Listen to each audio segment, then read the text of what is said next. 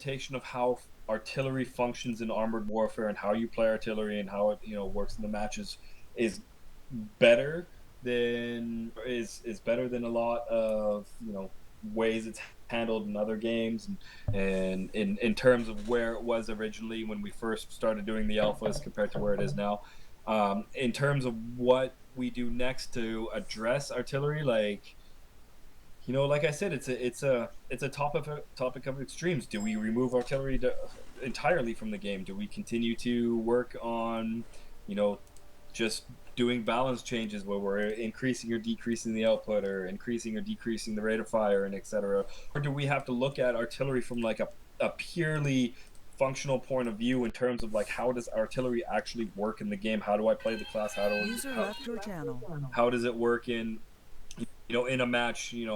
What type of artillery is going to be available and stuff like that. So I mean, the point that I'm trying to make is that there's so much to this conversation that still needs to be had, and it's still ongoing on the forums and the community, and both, like we, my.com, mail.ru, and Obsidian Entertainment, we look at every single piece of feedback coming from the community, and it's still that, we don't. The biggest mistake that we can make,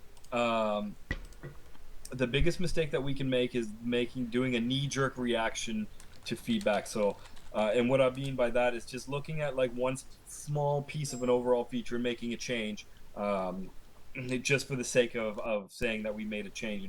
Artillery is something that we need to be very, very carefully considered in terms of what steps need to be happen next. We really need to, gather a lot of feedback from the community in terms of what should happen next, as well as what's happening in the game from our game telemetry, and what to be able to make an informed decision or a plan of action to be able to address artillery.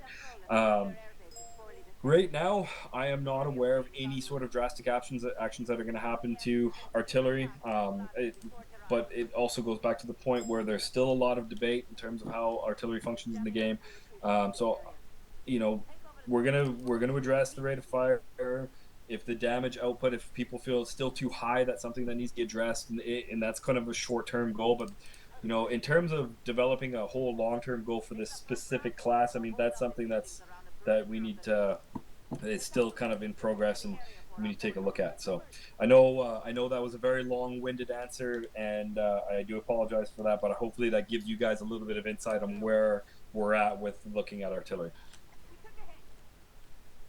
I have a question. Simple one: when will the team battles come? Because some people stop playing because the game seems to be boring for them, and they need team battles. It's like Plan Wars, or I don't know. Oh, okay, I understand now. Yeah. So basically, your question is there anything coming into the game that's going to start bringing people back, right? And so like I did, I assume that you joined a little bit late. I assume that you didn't hear my whole spiel in terms of the server population and whatnot. So I'll give you a quick abbreviated summary of what we talked about before. So there is a new game mode coming. It is in active development. It's really far along. We're gonna deploy it as soon as possible. As soon as it's ready, it's gonna come into the game. And so in terms of timeline, we're talking about sooner, not later. And that is a small part of our overall plan to get more people onto the servers, and to bring people back back into the game and kind of get them interested in armored warfare again.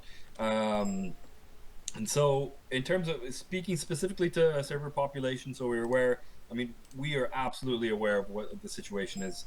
If a little while ago, our senior producer had a nice, good, in-depth interview with CompleteTankers.com.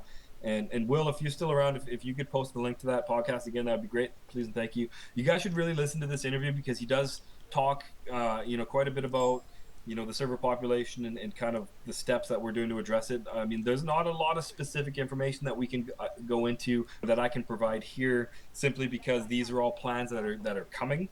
But I mean, absolutely, there is going to be more stuff coming in to bring people back into the game, and a new game mode is a big part of that. Okay, thank you. There is one thing I've just thought about, which may help with the PvP and on the North American server, and that is an idea that MechWarrior Online uses, which is that the matchmaker is cross server. So for us, it would be probably EU and NA, as they're all managed by the same group, I suppose you could say, which is, as I say, it's a cross-server matchmaker. So if you're in North America and you're waiting for a match and a suitable one is forming on the EU region, if you've allowed it in options, it will then let you, or it will join you into that European match. I'm just wondering if that might help alleviate some of the population issues, because then obviously the North American players who want to get into a PvP game can do without as much delay. Yeah, I really have two lines of thoughts when it comes to that suggestion, and it's actually, you're not the first person to suggest that. It's actually been suggested internally and externally, both by members of the team as well as members of the community.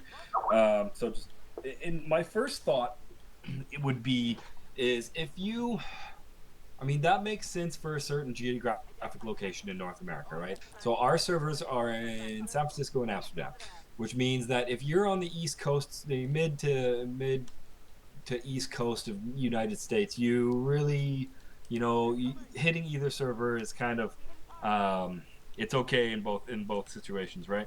Um, so that would be kind of a feasible solution for people in that geographic location. Now, in terms of people that are on Midwest to West Coast, hitting hitting a European server and playing there would put you at a distinct disadvantage. And the reason being is because ping, uh, armored warfare is an important piece of how well you can play, just like any shooter game, whether it's an FPS or a vehicular combat game or anything like that. If there's, you know, aiming, shooting, and hitting your target involved, then ping is an important piece of how well you can perform. Now, if you're on the West Coast and you join a European server, you're going to have a high ping, which means that you're at a disadvantage. I don't know how players would feel about that, if that's something that they would be willing to accept and be like, hey, well, I mean, I know that I'm gonna have a high ping, but I'm gonna get into a match, so I'm okay with that. So I enable this option, I start playing. So that's my one line of thinking is how would that affect the player base? Um, And of my course, those that can't join the European server end up with the problem increasing, because those that were connecting from the East Coast on the NA server are then no longer getting matched up into games that can include them. Okay, yeah fair enough. yeah, but my second line of thinking on that is that this is a solution uh, to a this is a secondary solution to a problem. The point, the reason why matchmaking is having such a difficult time to get you into a PvP match is because There's full of people on it at one time. there's not enough people there. So the problem is not the matchmaker. The problem is the population. And like I said before, I mean, we are actively taking steps to address that situation. I mean, we like, I know it's easy enough to say that, we're still in open beta, we don't want to do our major acquisition campaigns yet, which it is true to a point, but at the same time, we can't just let the game die. And like armored warfare, we want to be around for years to come, and that's why addressing this population issue is very, very, very important to us. And so again, it goes back to the steps that we're taking to address the problem. But I would rather, to me, I would rather fix the primary problem of the population rather than spending our time developing a piece of code that would be a temporary fix to something that should be a temporary problem. Like, does that make sense? That makes perfect sense. Yeah. Fair enough. So it. I would rather the devs continue to optimize the game, fix bugs, add features, continue to build up the feature set that's there, improve the features that are already, rather than spend the resources building something that's only going to be used temporarily. So the priority for us, so my.com, mail.ru, and Obsidian should be to getting more players, not changing not doing cross server matchmaking. Now, something I literally just thought of while I was talking at the same time is maybe this is, even if we do end up getting, I mean, obviously we're going to try our damn best to get more people in, and that's a huge priority for us. And so, like, eventually we're going to get our population back. We're going to have thousands of people on at any given time. In which case, does having the ability to play across platform still have any sort of benefit at that point? I mean, part of me thinks there does. Can I throw you a hypothetical situation? I've got a lot of friends in the EU. I'm from the EU myself. However, I was playing on the NA server. That's where I started my first account. And that is where everybody fucked off from, basically. Yeah, so like, I mean, everyone disappeared, and I'm practically the only person left. Yeah, so I mean, does that mean at that point that functionality still has merit, right? So even if well, I'm not going to go to the EU server and buy a shitload of premium tanks and like regrind everything back to the max again, am I? Disconnected from your No. Well, another thing I suppose to think about is even if everything goes to plan and the American server gets back to a healthy population again, there's still a benefit from cross-server matchmaking in that it allows, because I mean, as we've already seen, North America has a very different style to EU. I watch YouTubers quite frequently on the NA server. I've heard them talk about it. I've heard about the differences between NA and EU. So would there also be the benefit then that that both play styles are in use on both servers, so it then would increase the range of it. Yeah.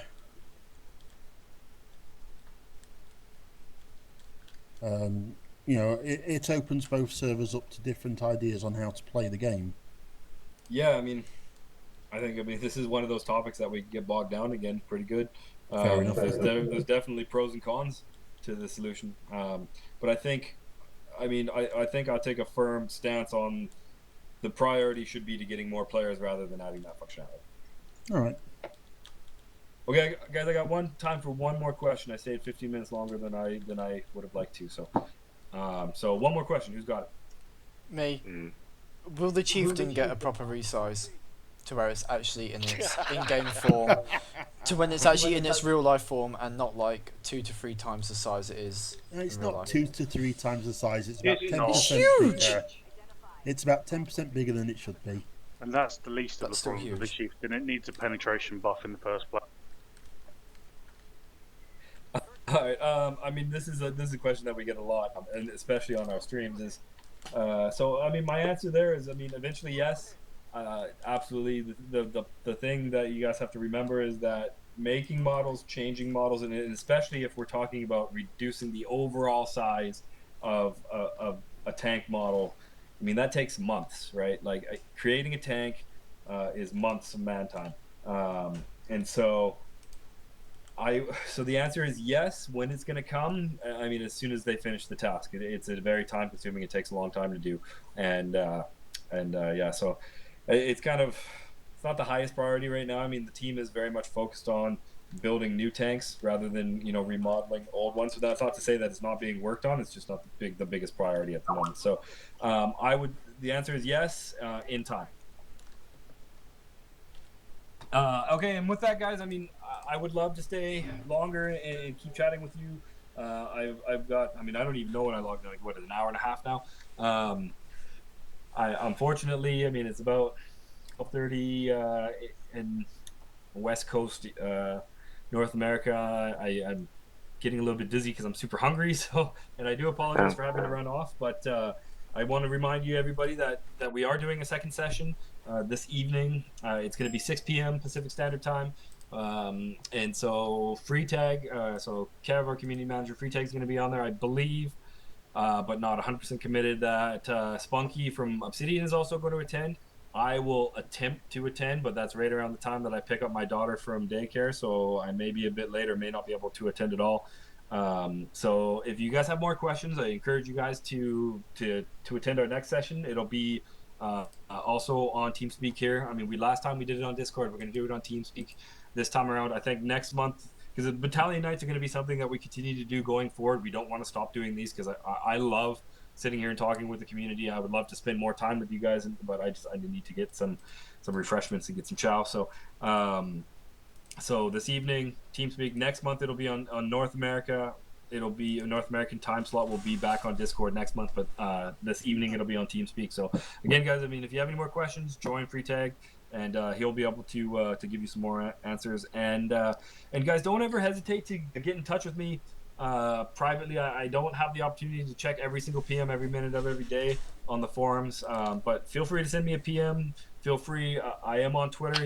I'm at RealDrewH on Twitter. Hit me up there. I mean, I'm always down to chat with the community, and I mean, it's a priority for me to make sure that I'm communicating with you guys well. And so don't ever hesitate to hit me up. And I know that the Hungarian guys hit up Thori, hit up me, so we can continue our conversation going.